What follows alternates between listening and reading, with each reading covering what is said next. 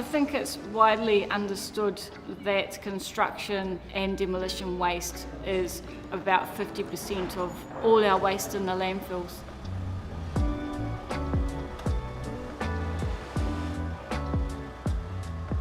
Partnering with Auckland Council with their waste minimisation funding, we were able to bring this trial to this project here at AUT. Well, first we had to understand what our waste was, and the trial was to actually calculate the weight of the waste that was leaving site. So there were quite a few challenges when starting this trial. We had to find a project that had a big enough space so that we could lay out all our designated bins to take single stream waste. We've trained up 2 of our labourers here into resource sorters here, and it's made a huge difference. I was asked to become one of the resource sorters, and I thought it was a great opportunity.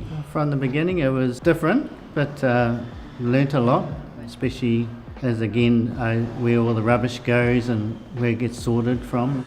It's the skill set in terms of how we work with people. They see something and put it where it should be. The biggest challenge was changing people's mindsets. We had to get our team on board here at AUT. It's human resources that we're talking about here, so we work with them, change their attitude, change their behavior.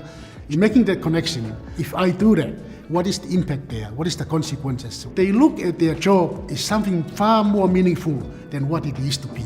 Coming here, it opened my eyes a bit more about the environment where things were going and how it was sorted. It is definitely a joint effort.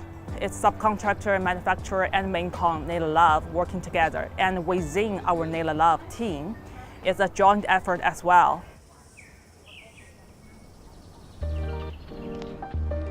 The biggest surprise for me is understanding the actual volumes of waste that is being thrown out. Our waste results from the start to the foundation complete, we were 91% waste by weight diverted from landfill. We've segregated everything and we've saved 40% on that. This equated to over 70 tonnes of waste leaving site. I guess what we expected is just to save some cost. What we didn't see is actually by doing the right thing, you can seriously turn them into cash, which is quite surprising. Regarding the cost saving, if we do the traditional way, we would spend like almost 30K on it. However, by doing the recycle and reuse solution, we managed to saving 13K, which is almost 40% of it. When I'm having a look in the general bins there, I'm also thinking, how can we recycle this so it doesn't go into the landfill? And what can it be recycled into? Think out of the box. See what can be reused. Reuse them first, then recycle.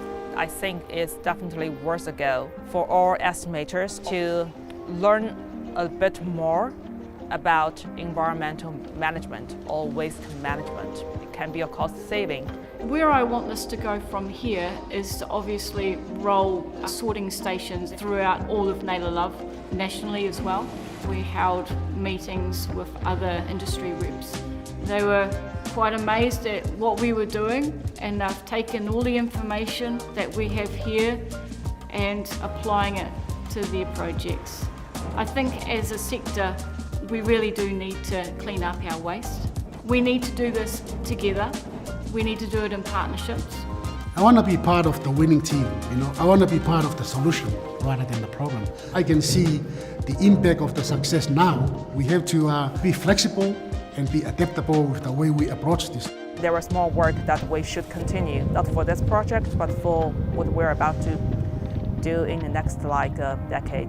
Feels a great achievement, doing something for the world and for the site, making it cleaner and better.